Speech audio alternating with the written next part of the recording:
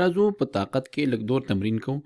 دا ځل موږ یو عدد راخلو چې کسري وي، لیکو 2/3 او دا ټول یا کل په توان د څو 3. نو موږ غواړو چې دا د 3 په توان باندې پورته کو.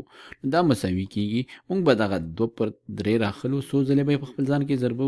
3 ځلې. نو لیکو چې 2/3 2/3 او 2/3 او دا به موږ څه کوو؟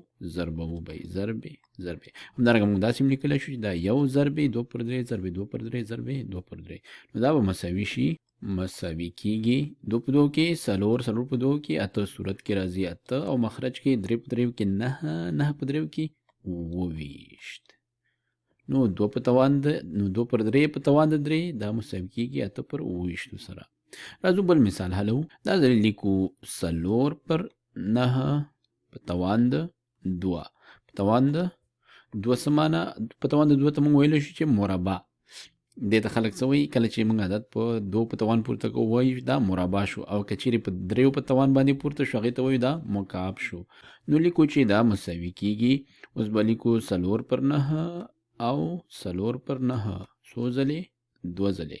دا به اوس موږ ضرب کو او دلته هم ورسره یو لیکلی شو. نو دا به مساوي شي 4 په 4 کې صورت کې راځي 14 او 9 په 9 کې 81.